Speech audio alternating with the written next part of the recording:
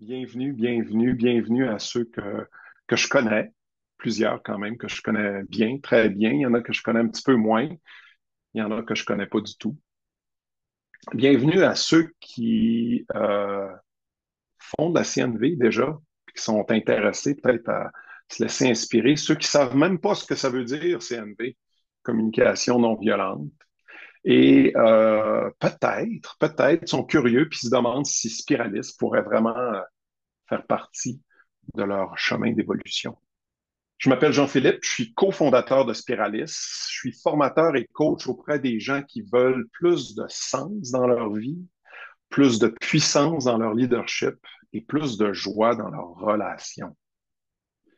Maudite belle job, je vais vous dire.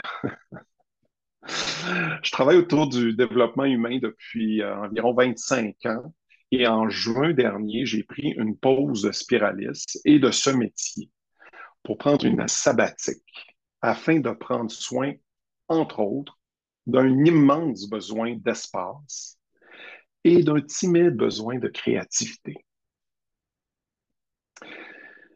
Donc aujourd'hui, j'aimerais vraiment vous en parler de cette sabbatique, ce que j'ai mis en place pour que ça puisse arriver, parce que croyez-moi, ce n'est pas arrivé par hasard, et aussi ce qu'elle m'a fait vivre, dans l'espoir vraiment d'inspirer, puis d'inspirer spécifiquement sur créer du mouvement vers vos propres rêves. Avant d'entrer dans le cœur du sujet, bien que ça fasse partie du sujet quand même, j'aimerais ça qu'on prenne le temps d'arriver. Hein, vous êtes au milieu de votre vie, c'est sur l'heure du midi, peut-être que vous venez de courir pour arriver. Fait que j'aimerais ça qu'on prenne un moment pour activer notre présence, tout le monde ensemble, la mienne compris. D'abord, arriver dans son corps. Hein, prendre une grande respiration, peut-être deux, peut-être trois, puis ressentir les tensions qui existent, juste là. Regardez ce que vous pouvez relâcher, puis accueillir tout le reste. En plus, prenez le temps de créer un environnement confortable pour écouter. Hein. Trop souvent, là, on se laisse aller dans l'inconfort qu'on est capable de gérer, peut-être ajuster la luminosité de l'écran, ajuster le son, peut-être mettre les enfants dehors, fermer la porte, peut-être les inviter. Simplement créer des conditions favorables pour vous. Yeah. Puis dans peut-être ce nouveau niveau de confort, peut-être prendre quelques secondes pour vous poser la question, comment ça va? Juste là, comment vous arrivez? Tu sais, se poser la question pour vrai, dans une réponse qui est autre chose que je vais bien ou je vais mal. Peut-être qu'il y a du stress dans votre système actuellement. Peut-être que vous êtes frustré. Peut-être que vous êtes joyeux ou léger ou curieux. Juste prendre le temps de ressentir.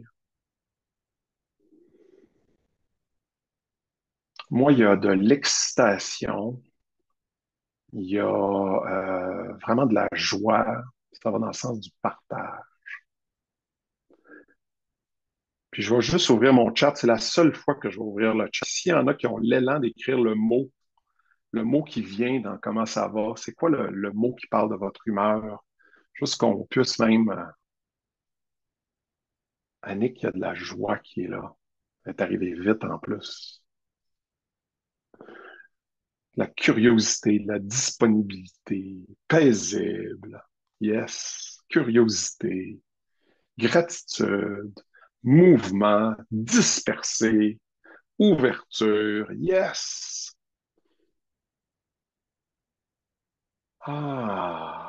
Paisible, curiosité. Merci tout le monde.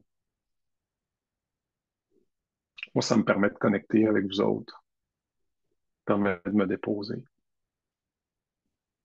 Parce que je veux vous parler de quelque chose d'important. Je veux vous parler qu'on a tous au cœur de notre cœur des rêves.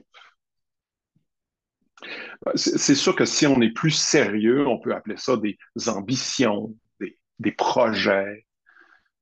des compétences à développer, des résultats stratégiques à atteindre.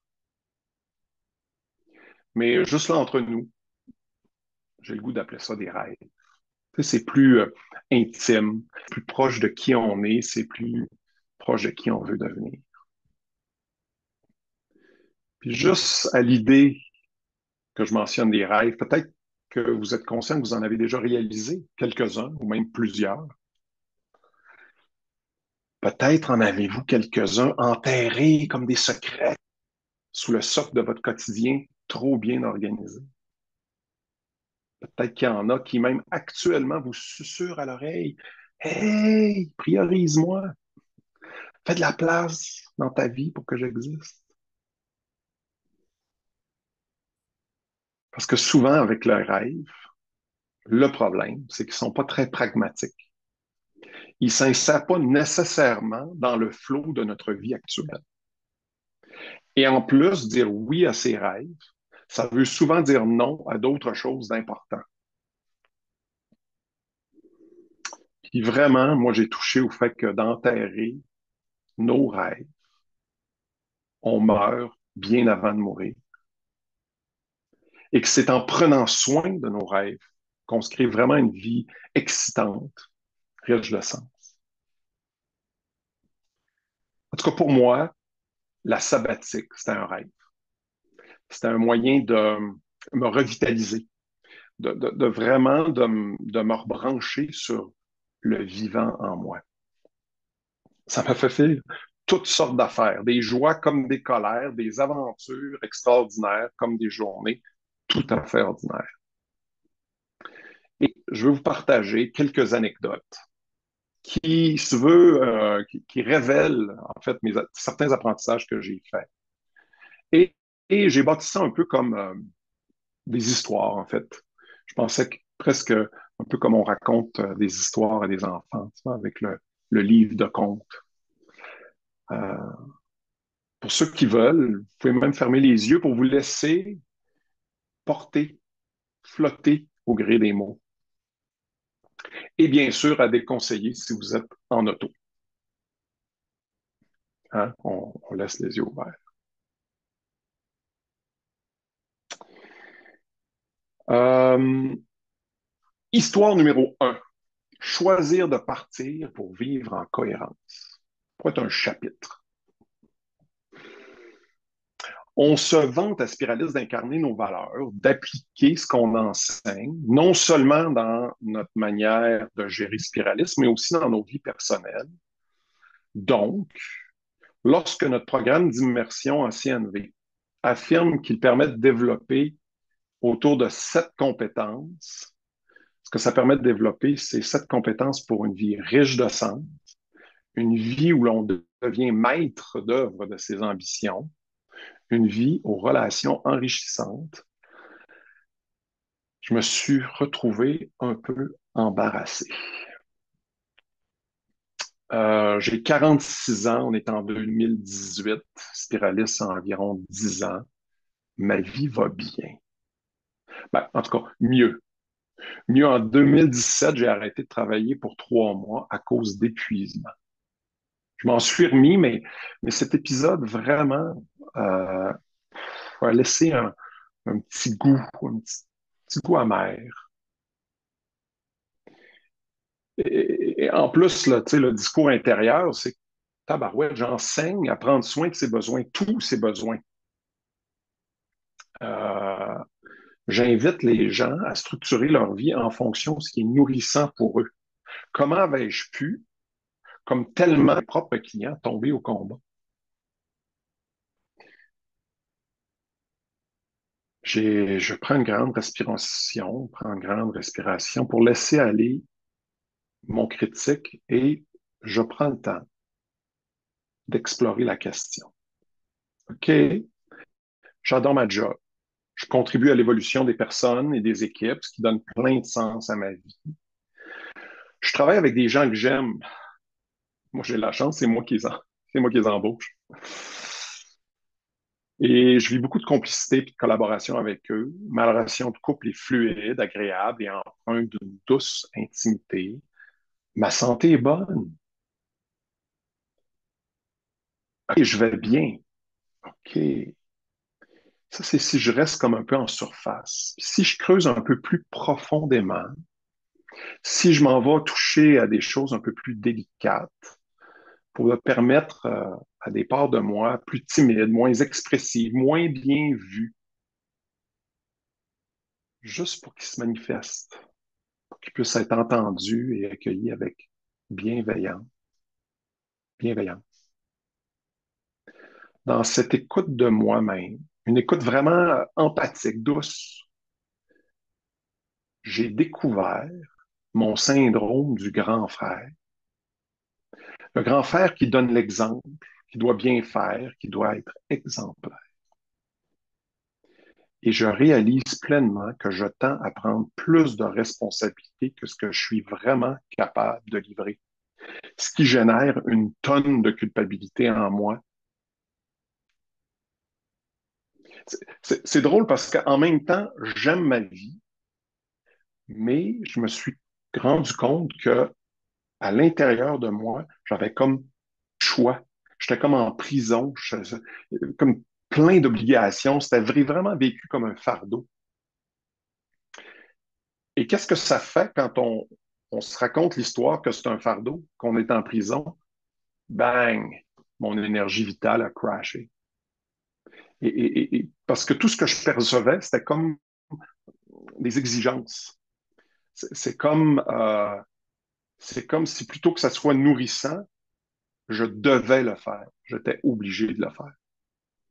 Et c'est là que j'ai réalisé que je suis tombé au combat de fatigue, pas parce que je travaillais beaucoup, mais c'est parce que je me suis pas permis de ressentir que bien que j'aimais ce que je faisais, j'avais aussi d'autres envies, d'autres désirs, d'autres besoins qui voulaient se manifester dans ma vie là du moment.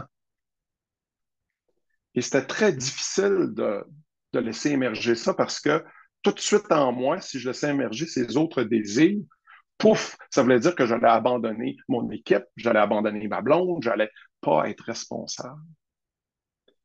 Mais en fait, c'est à ce moment-là que j'ai vraiment touché au fait que ma vie, telle qu'elle était en 2018, n'était pas en cohérence avec qui j'étais. À l'intérieur de moi, il y avait ce grand frère-là, responsable. Mon grand frère, je suis un grand frère dans la vraie vie, mais mon grand frère intérieur, lui, il vit tout le temps avec tout le monde, qui est responsable et il veut faire tout ce qu'on attend de lui. Et puis depuis 10 ans, il y avait toute la place. Puis en creusant un peu plus, j'ai découvert qu'il y avait d'autres parties de moi qui émergeaient de temps en temps, mais discrètement, à qui je donnais très peu de place. C'est une partie qui maintenant, je n'avais pas encore cette conscience-là à l'époque, mais maintenant je peux en parler comme c'est mon poète intérieur, qui avait vraiment envie d'aventure, de légèreté, de beauté, d'imprévu. Et lui, j'y laissais pas beaucoup de place. Et c'est là que la question, hein, comment je me crée une vie plus cohérente, sans flocher que j'avais faite, mais en incluant cette autre partie-là de moi. Et c'est là que la sabbatique, pour faire un voyage, a émergé. Tu sais, en 2004, j'avais marché Compostelle. Je me suis dit, en 2024, je vais aller faire le tour du monde. Et ça m'a donné tout l'élan. Ça, c'est une première prise de conscience, mais ça m'a vraiment donné l'élan d'aller parler, en fait, avec les personnes autour de moi. J'ai donc, parce qu'un rêve, hein, ça se fait pas tout seul, j'ai ouvert le dialogue avec les personnes importantes de ma vie. Valérie, mon amoureuse, Valérie, mon associée. Chez Spiralis, il y a aussi Guillaume, avec qui j'ai parlé. Il y a René Pascal, mon associé chez Convivium. Et dans la solidité que je portais ce rêve-là, puis j'avais pas besoin de le réaliser demain matin, mais que je pouvais faire quelque chose. Et ça me donne le courage parce que moi, j'aime pas déranger. Je déteste déranger. Et là, ça dérangeait beaucoup. Par exemple, Spiralis, qui était beaucoup plus petit en 2018, avait besoin de croître pour être capable de soutenir le fait qu'un de ses formateurs, et même deux à l'époque, parce qu'on pensait même partir, Valérie et moi, en même temps, Ça avait besoin de grandir, donc ça a changé la vision stratégique de Spiralis. Et malgré que le rêve était dans 5 ans, parce que c'était ça le rêve, c'est de dire, pour mes 50 ans, je vais me payer une sabbatique. Finalement, ça a été un petit peu plus tard, mais vraiment, c'est ce que ça a fait. Et dès que j'étais engagé dans créer du mouvement vers ce rêve-là, mon énergie a changé. Tout mon système s'est mis en place pour aller vers. Et là, déjà, ma vision de la vie était différente. Déjà, je commençais à créer quelque chose qui était plus cohérent pour moi.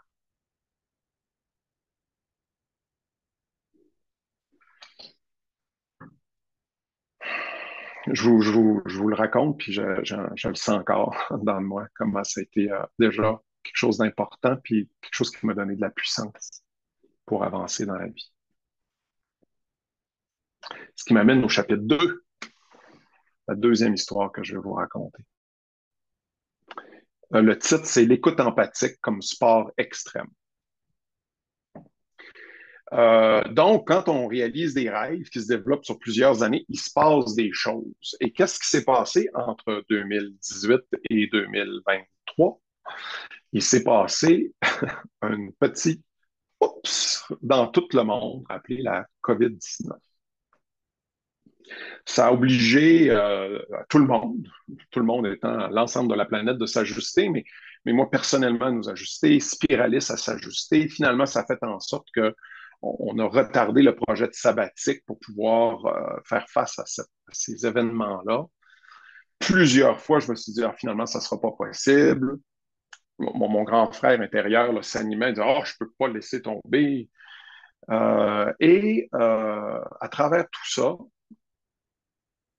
j'ai quand même été capable de partir en paix en 2023, juin 2023. Ça fait exactement un an.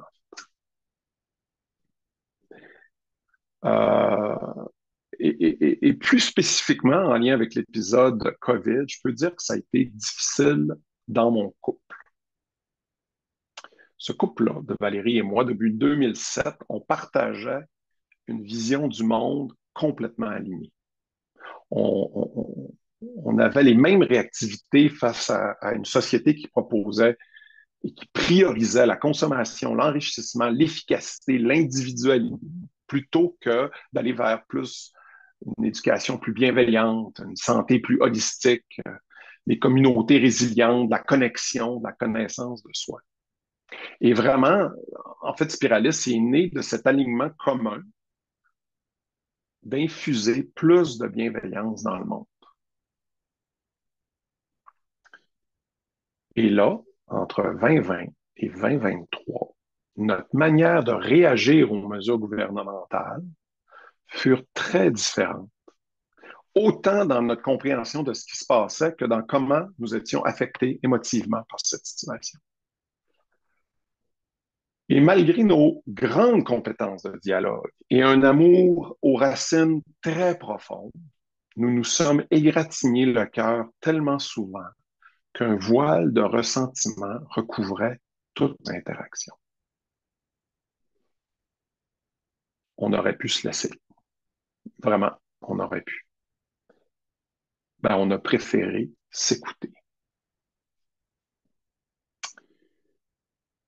Puis, quand je parle de sport extrême, là, s'écouter pour saisir au-delà des mots, pour entendre le cœur de l'autre sans filtre de nos propres interprétations, pour voir l'autre dans qui il est réellement maintenant.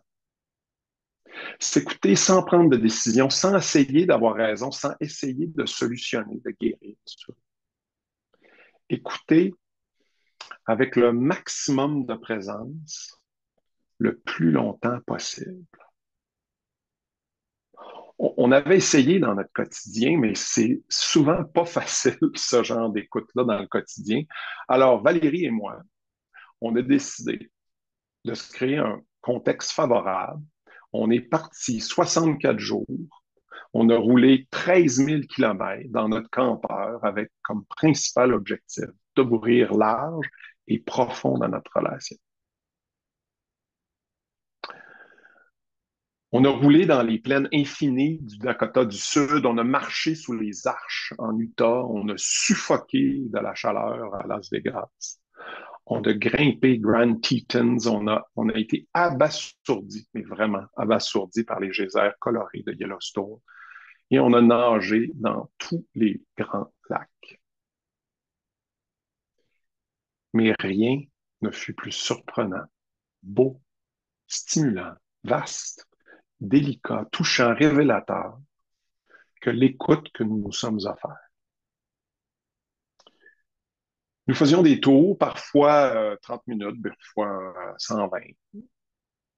Et il y a une personne qui parlait d'elle, ce qui se passait pour elle, ses insatisfactions, où elle a été heurtée, les idées, les interprétations. On a mis là-dedans des critiques, des blâmes, des sentiments, des besoins, des visions, des rêves, pendant que l'autre ne faisait qu'écouter. C'est sûr que des fois, la personne qui écoutait posait quelques questions pour clarifier, parfois proposait des reflets empathiques pour s'assurer de saisir les profondeurs du propos, mais surtout beaucoup de silence. Silence plein d'énergie, de connexion, de compréhension, d'investigation. Ce fut extrêmement difficile. Quand elle me dit qu'elle est triste parce qu'elle a perdu un partenariat qui permet l'évolution, c'était difficile pour moi de pas juste entendre, t'es inconscient pleureux.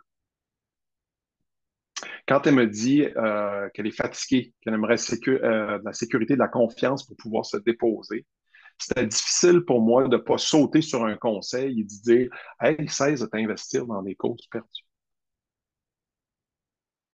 Quand elle me dit Réveille-toi, le monde a besoin de changer, c'est facile d'entendre que je suis un égoïste paresseux. C'est beaucoup plus difficile de faire un reflet du genre Hey, t'aimerais vraiment du soutien puis de la collaboration pour créer un mouvement vers un monde meilleur. Ce fut extrêmement enrichissant, extrêmement. J'ai rencontré, en acceptant de rester là plus longtemps que d'habitude, d'être pogné dans notre petit camion à juste rouler dans du nulle part, j'ai vraiment rencontré des parties de moi qui pouvaient plus se cacher, ce qui m'a vraiment fait évoluer. J'ai rencontré ma blonde dans qui elle était maintenant en tant que personne complexe et entière. C'est dur des fois pour l'être aimé, ça. Et ça m'a vraiment permis de retrouver de la connexion. Ça nous a permis de baser notre nous qu'on voulait créer sur ce qui était vrai maintenant. Ce qui n'était pas la même chose que quand on s'est rencontrés, ce n'était pas la même chose qu'il y avait 5 ans. Et de faire des deuils, des tonnes de deuils, des deuils de ce qui était, puis des deuils d'un idéal imaginaire. Et ça peut paraître un peu bizarre, mais de faire des deuils, ça a vraiment ancré beaucoup de confiance. Beaucoup de confiance. On est revenu fin août, le cœur beaucoup plus léger, comme un ruisseau, comme si le ruisseau de notre relation s'était vraiment clarifié, purifié dans tout ça. Tout n'était pas réglé. D'ailleurs, tout ne l'est toujours pas. Euh, mais on est vraiment dans une exploration des possibles qui est créative, dans la collaboration, dans le ensemble. Et à partir de là, pour moi, tout est possible. Et, euh, et ce n'était que le début de mon année sabbatique. Euh, après ça, après l'Ouest américain, toute l'intensité de connexion avec ma blonde, ben, j'avais planifié un voyage en Afrique qui m'a amené en fait en Zambie et en Afrique du Sud. Et de cet éloignement de ma géographie, de mes proches, de ma culture, j'espérais vraiment nourrir de la perspective, de l'aventure, du défi, de la rencontre avec moi-même. Je partais seul. J'ai été servi. Euh, j'ai envie de vous partager une de mes expériences de l'un de mes safaris marchés. J'en ai fait plein d'autres. D'ailleurs, il y a ma gang d'origine qui est ici avec moi, là, quelques personnes, parce que ce chapitre-là, je l'ai appelé l'écologie de la présence. Euh, Spiralis, on parle souvent de présence, comment c'est important d'être présent à soi-même et pour être présent aux autres. Et là, dans ce contexte-là de la rousse, j'ai vécu comme quelque chose de quasiment mystique, de connecter avec la nature de cette manière-là.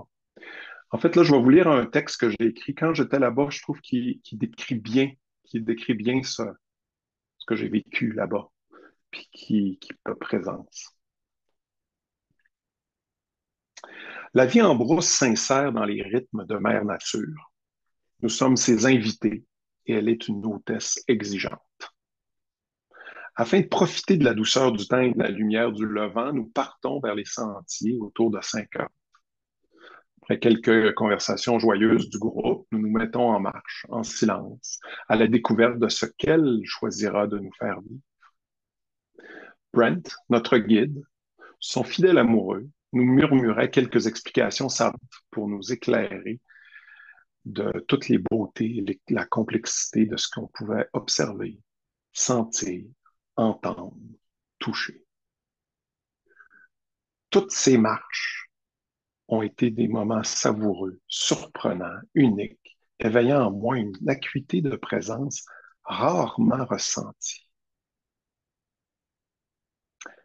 À tout moment, nos intentions, nos contractions, nos ouvertures se révèlent à notre environnement.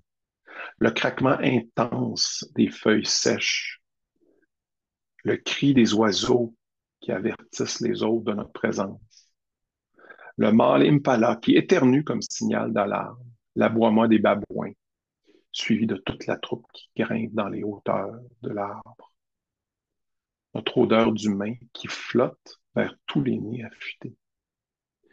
Ma présence existe dans la présence d'un million d'êtres, un contact subtil, interactif, dynamique et en constante évolution. À ce moment-là, je n'ai jamais autant ressenti cette profonde interdépendance de tout ce qui est avec tout ce qui est.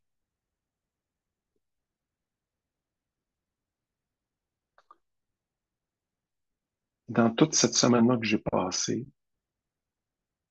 je me suis vraiment vu quitter le monde du superficiel et du simplifié pour entrer dans toute la complexité du monde infini qu'offre cette nature encore si libre des prérogatives utilitaristes humaines. Mes semelles marquent le sol pour un instant. La brousse marque mon âme pour toujours.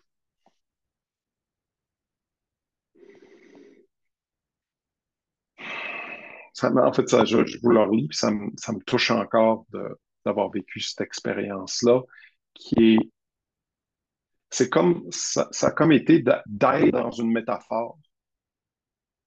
C'est comme si j'étais en même temps dans le monde extérieur et dans mon monde intérieur en même temps. Euh, c'est comme si je prenais totalement conscience que de marcher en silence, ça ouvre des possibilités, puis que si je me promène barricadé dans mon Jeep, à crier mes joies, mes inconforts à la moindre petite chose, la capacité de rencontrer quelque chose d'intéressant est très, très limitée. Et je suis tellement content, j'ai plein de gratitude face à ce que j'ai appris dans la CNV, qui m'a outillé à naviguer mon monde intérieur avec plus de lenteur et de confiance, ce qui me permet de rencontrer le monde extérieur avec beaucoup plus d'acuité, de subtilité.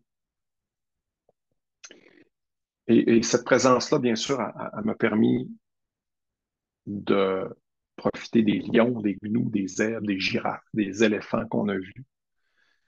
Mais encore plus précieux, ça m'a vraiment permis de rencontrer ma brousse intérieure.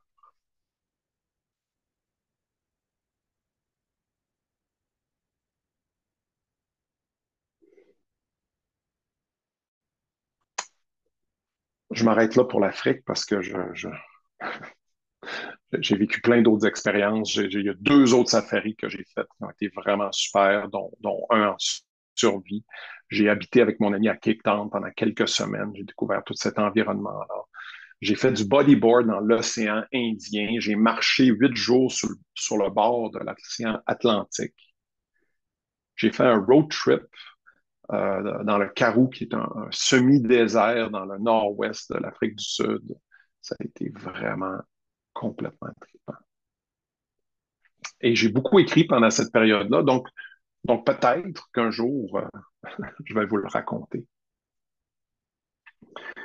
Mais en parlant d'écriture, en fait, je reviens au Québec en décembre et l'idée, à partir de là, c'est de vivre ce qui était en fait le plus important de ma sabbatique pour moi, c'était d'écrire un livre. Là, OK, je me suis usé, j'ai pris du temps pour connecter, pour découvrir, pour reposer. Je reviens en décembre, ça y est, j'écris un livre, pas n'importe quel livre. Le livre qui synthétiserait toutes les sagesses des 7 modules du programme d'immersion en CNV. Écoute, c'est un programme que j'ai designé avec Valérie. Nous avons peaufiné au cours de... Ça a pris 15 ans, puis là, il est beau, il est tout mûr, tout peaufiné. La structure pédagogique est vraiment solide pour générer de la transformation personnelle. Le contenu est clair, aligné sur la philosophie et les habiletés de la CNV. Nous avons de nombreuses histoires pour illustrer tous ces concepts-là, histoires qui nous viennent des 3000 participants qu'on a rencontrés au cours des années et de l'équipe de formateurs, de formatrices qui l'enseignent. Ce que je vous dis, c'est que j'arrive dans cette tâche-là en me disant, le livre va s'écrire tout seul. Le livre va s'écrire tout seul. Regarde ça, j'ai tout ça. Non, non, c'est pas fini. En plus, j'habite à Sutton, lieu calme et féerique. Je m'aménage une petite cabine, d'ailleurs, dans laquelle je suis aujourd'hui, avec mon Mac 28 pouces branché sur la fibre optique. J'ai des livres de poésie, je me suis tout décoré, j'ai des petites photos, le fun qui sont là, qui m'inspirent. Ce livre-là va s'écrire tout seul. Écoute, je suis là, c'est parfait. Non seulement j'ai ça, j'ai un coach d'écriture. J'ai une coach d'écriture qui me soutient et dans mes doutes existentiels et dans mes limites techniques. J'ai les encouragements de Valérie, de ma mère, de tous mes amis. J'ai pas de clients, j'ai pas d'enfants, j'ai personne de malade autour de moi qu'il faut que je m'occupe. J'ai pas de problème de santé, j'ai pas de préoccupation financière, aucune raison d'être stressé. C'est-tu la grosse vie sale, ça? Le livre va s'écrire tout seul. Eh ben non. Le livre, il s'écrit pas. Mais comme pas du tout. Je me lève le matin, je prends mon thé avec ma blonde, je prends le petit sentier pour aller vers ma cabine. J'ouvre mon ordinateur, je mets mes doigts sur le clavier, puis il n'y a rien qui sort. Bon, presque rien. Quelques mièvres paragraphes sans saveur ni couleur. Mais je reste optimiste. Hein? Soyons optimistes. Aujourd'hui n'est pas une bonne journée, mais demain sera mieux. Demain va nous ouvrir sur des nouvelles perspectives. Demain, je vais débloquer. Demain, l'inspiration va jaillir de moi. Vous le sentez, mon optimisme, hein, quand je vous en parle comme ça. Après un mois d'efforts soutenus, vraiment, le découragement que j'essayais de retenir un peu dans le fond, là, il grandit, il grandit. Non seulement je fais des efforts, ça donne pas grand-chose. Mon envie de faire ça, j'ai quasiment un petit haut le cœur qui me monte. Et fait que là, j'arrive au bout de ce que je suis capable de retenir en termes de ressentir mon découragement. Et là, quand je me mets à le ressentir pour vrai, là, que je m'arrête, que je respire, là, je me sens comme dans un sable mouvant jusqu'à la poitrine. Puis que là, que tout se resserre sur moi, là, je me sens complètement comprimé. Et là, je touche au fait que mon optimisme, c'était pas de la résilience, c'était du déni. Puis mon découragement, c'était pas un problème. C'était la porte d'entrée pour comprendre et réellement saisir Qu'est-ce qui marche pas? Parce qu'il y a des choses qui marchent pas. Puis quand je touche à ça, le premier réflexe qui sort, c'est souvent le fait de blâmer. Je suis poche, je suis pas capable, j'ai toutes les meilleures conditions, puis pourtant, ça marche pas, c'est mon rêve, comment ça se fait que j'écris pas? En plus, la honte embarque là-dedans, et j'ai dit à tout le monde, j'écrirai un livre, là, je l'écris pas, de quoi je vais avoir l'air? Un petit moment de panique qui monte, puis là, je me rappelle, ah oui, c'est vrai, je me rappelle ce que je fais. Fait que je relaxe un peu, puis je m'ouvre le cœur, je me plonge dans mes sensations, mes sentiments, mes besoins. Puis je touche, puis je me laisse toucher par la crainte d'échouer, par la très grande frustration de ne pas y arriver, par la colère même d'y avoir cru que je pourrais.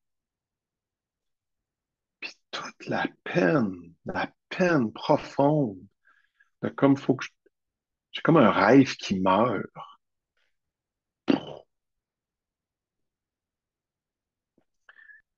Puis après ça, je me suis dit, c'est-tu vraiment le rêve qui meurt? C'est-tu vraiment ça? Parce que le rêve, c'est-tu d'écrire un livre sur la CNV? Et là, je touche au fait que, ben non. Le rêve, c'est en lien avec l'expression de ma créativité, de goûter à la joie des mots qui créent des rires, des larmes, des papillons dans l'estomac. Mon rêve, en fait, c'est d'entendre ce que cache le silence. C'est d'écouter l'herbe pousser et de comprendre son langage. C'est vraiment d'être capable de traduire le cri des galets au fond des rivières. Mon rêve, c'est d'imaginer l'amour entre deux personnes qui n'existent pas. C'est d'ouvrir des portails transsidéraux dans le cœur d'ennemis jurés. Mon rêve, c'est de révéler la beauté. Ah, ah, c'est pas pareil. J'ai vraiment pleuré beaucoup l'après-midi où j'ai réalisé ça.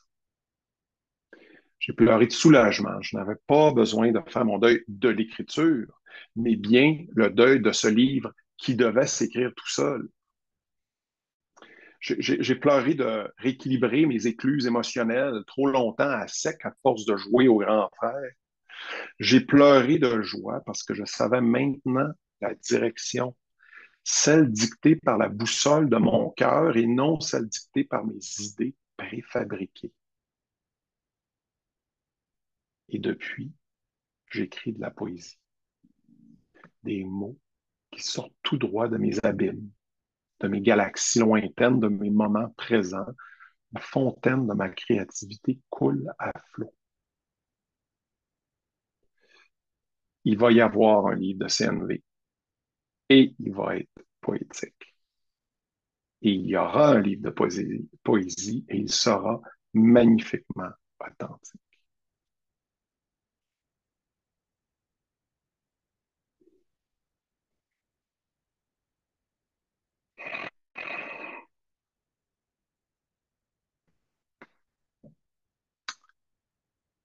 Et depuis ça, j'ai plus de clarté, je suis plus relax et j'ai plus d'énergie en moi. Je, je savais que je voulais nourrir mon cœur de poète. Ah, c'est ça. Et là, je suis sur la fin de mon année sabbatique. Je me suis dit qu'une retraite, mer et montagne, serait une belle finale pour mon année. Et bien sûr, surtout si la mer est Méditerranée et que les montagnes sont Pyrénées. Hein? Tant qu'à y être. Et j'ai marché, j'ai écrit et j'ai marché dans un grand vide, grand vide. Vraiment, je me suis laissé aller. J'ai, j'ai écrit le matin, l'après-midi, la nuit. J'ai marché des hauts sommets sur le bord de la mer, des ciels ouverts, des ciels couverts. Et je me suis baigné dans l'espace infini de la créativité.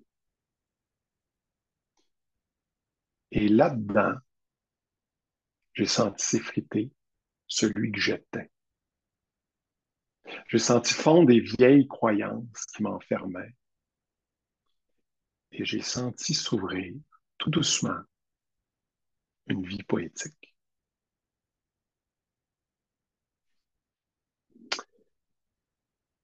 Et je vous offre, c'est une première mondiale d'ailleurs, un de mes poèmes que j'ai composé lors de ce séjour sur la côte Vermeille qu'ils appellent. J'étais précisément dans la ville de Collioure. Et le poème, il s'appelle Si j'étais poète. Si j'étais poète, je réinventerais le langage pour qu'il ne produise que des pensées qui relient. Il serait si complexe, intriqué, subtil, qu'il faudrait toute une vie humaine pour pouvoir le maîtriser. Il serait si exquis de s'exprimer dans cette langue que nulle autre activité ne serait plus importante que d'en saisir tous les contours subtils, d'en comprendre tous les raffinements, d'en extraire toutes les délicieuses beautés. Et chaque parole prononcée serait un concert de vérité, d'une mélodie si enchanteresse que l'envie d'écouter serait absolue et l'orgasme auditif jamais très loin. Si j'étais, je plongerais en moi si profondément qu'il faudrait inventer des nouveaux sous-marins résistants à la pression émotionnelle, à l'intensité des passions inassouvies et à la viscosité des blessures ancestrales. Aventurier de mes bas-fonds, je cartographierais la délicate dentelle de mes récifs affectifs. J'apprivoiserais ma faune aquatique, mes prédateurs comme mes proies.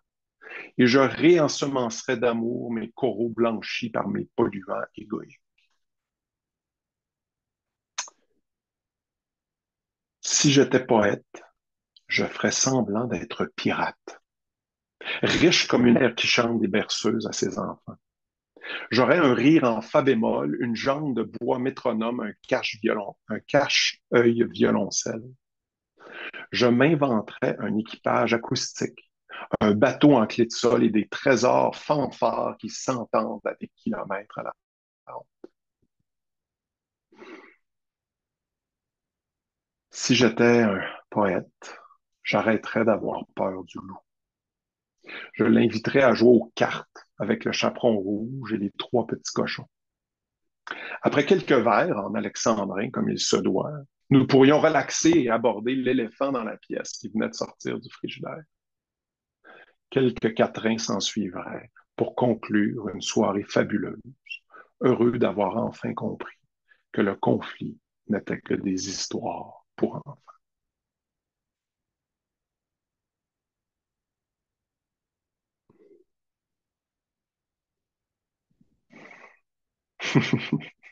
Merci, merci. Et là, je vous raconte ça euh, en revenant dans ma vie. Et le titre que j'ai donné pour cette petite conclusion-là, c'est le pouvoir de dire oui et le pouvoir de dire non. Parce que j'ai changé, j'en prends pas toute la mesure. Et mes associés, ma DG, mon équipe m'attendent de pied ferme, heureux que je puisse de nouveau amener ma contribution à Spiralis. Ils étaient habitués, eux, aux grands frères qui disaient oui. Comment vont-ils réagir aux poètes? Moi-même, j'étais habitué de dire oui à tout. Comment moi-même je vais réagir face à des noms qui émergent? J'ai vécu pendant presque un an sans calendrier, sans liste de to-do, sans livrable client, sans employé à gérer. Je me suis complètement sorti de mon quotidien pour me soutenir d'en redécouvrir qui j'étais devenu à 52 ans. Et donc, j'ai beaucoup compté sur la structure pour m'accorder de l'espace nécessaire pour nourrir mon besoin de créativité et mon goût de l'aventure. Good. Maintenant, je reviens dans une vie plus active, avec des échéances, des projets clients, des collaborateurs, des activités avec mon amoureuse. C'est- c'est- c'est- Est-ce que je vais être capable de compter sur ma propre capacité à dire des oui qui ont du sens pour moi et des non à tout ce qui m'éloigne de mes besoins? Puis si je développe pas cette capacité-là, en fait, ça veut dire que je vais juste retomber dans le même pattern qu'avant. Et même c'est en écrivant ça que je me suis dit que ma capacité à dire des vrais oui dans lesquels je m'engage en lien avec le sens que ça a pour moi, est directement proportionnelle à ma capacité à dire non, à mettre des limites sur ce qui ne va pas dans le sens de mes besoins les plus importants. Donc, dire non, c'est au service de mes besoins. Wow. Fait que, fait que je ressors de ça en m'engageant envers moi-même, à prioriser mes besoins de créativité et d'aventure, à me brancher sur l'importance qu'ils ont pour moi afin de me donner le courage de dire non à plein d'autres projets intéressants. En plus, moi, je vis dans un monde où des projets intéressants, là, écoute, je nage là-dedans. Difficile de dire non à un buffet de si bonnes idées. Je veux me brancher sur l'énergie de ces besoins-là pour me donner le courage de prendre des initiatives, de bloquer du temps de qualité pour pouvoir écrire et aller marcher en forêt. Je n'ai pas besoin de partir dans les Pyrénées à chaque fois. Un week-end pourrait faire l'affaire. Je veux me souvenir que de choisir de créer du mouvement vers ses rêves, c'est pas juste une affaire solitaire. Je veux pas juste compter sur moi. Parce que nos rêves, en fait, sont toujours plus grands que nous. Tu sais, on a vraiment besoin de conscience de soi pour être capable d'identifier c'est quoi qui est en dessous de tous ces conditionnements-là, pour vraiment trouver ce qui nous anime vraiment, ce qui nous rend vraiment vivants. Oui, on a besoin de compétences dans l'expression, d'en faire des demandes, d'en négocier, parce que dans une mer de rêves qui existe par ailleurs, comment je fais, moi, pour m'amener avec mes rêves? Oui, compétences, c'est important. Mais je veux insister sur l'importance du soutien, d'avoir la collaboration, des encouragements pour être capable d'avancer. Puis en moi, là, ce projet-là n'aurait pas été possible, cette avancée-là vers mon rêve, sans toutes les gens importants pour moi. Et on connaît l'expression, je la trouve tellement vraie, on a besoin d'un village, oui, pour élever un enfant, mais on a besoin d'un village pour grandir et évoluer. Je vous souhaite vraiment un village grand et plein d'amour pour vous. Merci de votre présence. Merci, merci, merci de pouvoir faire ça pour moi. Là, ça ouvre tellement de possibilités. J'espère que ça vous a inspiré à créer du mouvement vers vos rêves. Et d'ailleurs, ceux qui veulent pourront m'écrire pour dire comment ça vous a inspiré. Moi, j'aime toujours ça, avoir des contacts avec vous. Et parce que moi, je crois profondément que pour aller vers un monde meilleur, ce qui est important, c'est d'infuser de la vitalité dans qui on est. Puis la meilleure façon d'infuser cette vitalité-là, c'est en travaillant du mouvement vers nos rêves. Fait que merci d'être là, même pour ça. Merci tout le monde.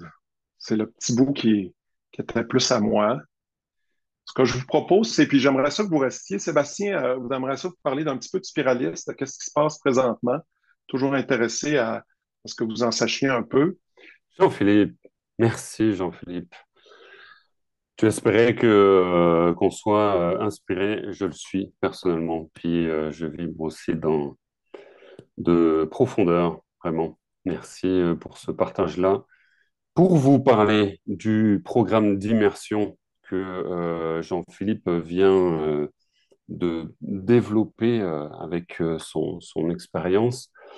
Ce programme d'immersion, donc, il se compose de 7 modules, C'est des mots-clés que Jean-Philippe a nommés, vous les avez entendus, il y a confiance, empathie, cohérence, pouvoir, intensité, quiétude et gratitude.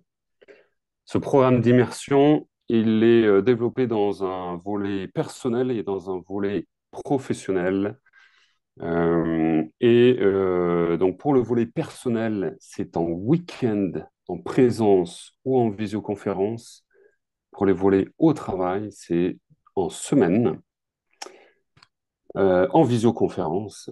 Ces 7 modules, ben, vous pouvez commencer par n'importe lequel de ces 7-là.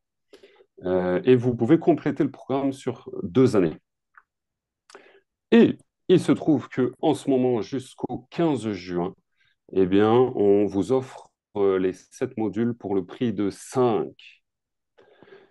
Et on a d'autres formations à Spiralis, si toutefois, même vous n'avez pas goûté à des formations encore sur la communication non violente avec nous. Eh bien, on a une introduction, des introductions au dialogue authentique. Le dialogue authentique, c'est pour nous la communication non violente. Et on les donne en présence et en visioconférence. La prochaine, elle va se donner en présence à Sutton le 17 et 18 août. La prochaine à Montréal, ça va être le 21 et 22 septembre. Et puis, on donne aussi une introduction au travail. Et aussi, je tiens à vous dire que on va animer une introduction destinée spécifiquement aux OBNL. Donc, si vous faites partie d'un OBNL, vous pouvez venir seul, mais l'invitation, c'est que vous veniez en gang, justement pour développer la collaboration, la créativité dans votre équipe. Euh, Fait que je vais mettre toutes ces infos-là. Bah, super, je vois que Geneviève a mis des liens dans notre chat. Je veux vous dire pour terminer que si vous avez des questions par rapport au financement, par rapport au prix, par rapport à de la logistique, quoi que ce soit, n'hésitez pas à envoyer un courriel à info@commercialspiralis.ca ou à appeler le 438 777 98 70. Je vais glisser ça tout de suite dans le chat ici. Il y a un être humain qui est au bout des courriels et du téléphone, puis cet être humain, c'est moi. Et ça va vraiment me faire plaisir de vous répondre. Alors vraiment, n'hésitez pas.